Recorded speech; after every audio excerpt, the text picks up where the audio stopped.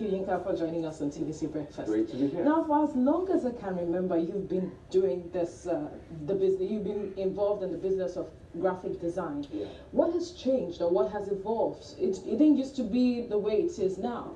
I think one of the major things that has changed over time is, it has evolved, to the point where it's very accessible to a lot of people in terms of the back end of the work itself. I remember back then it used to be something very sacred, like, okay, what are you guys exactly doing?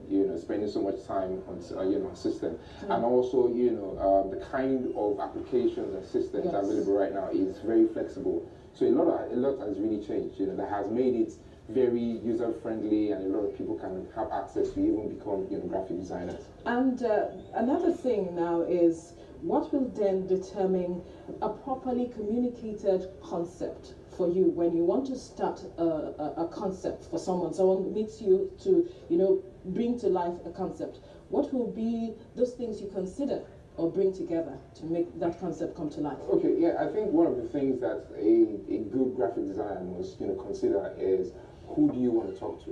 What do you want to tell them?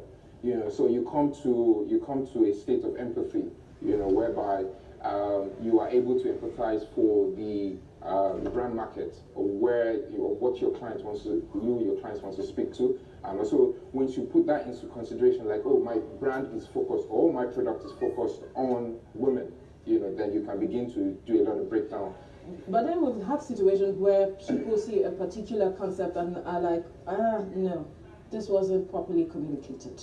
Yeah, so I mean, that's the major fit that the graphic designers always have to hurdle over. The fact that once you're not communicative about what you're really designing, then you need to go back, and be able to restructure, because graphic design is actually one out of a set of communicative device, which is architectural design, product design, motion design, and so your graphic design itself is like a template towards what other brands or what other stages will build on.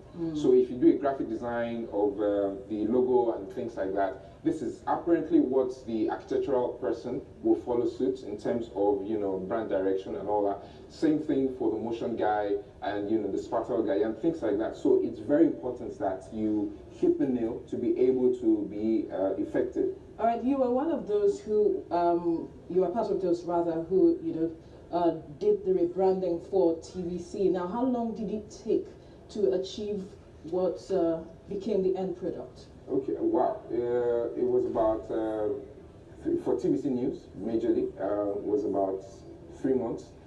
3 months? Why Yeah. did it take that long? Okay, it's about, graphic design is a process, right? If you jump the process, it will show.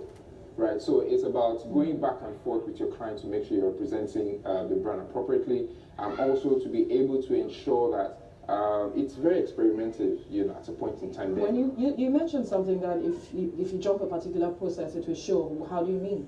Okay, what I mean is there are certain tiny details that are actually embedded in every design. That when the client sees it and you are able to explain, it feels very representational.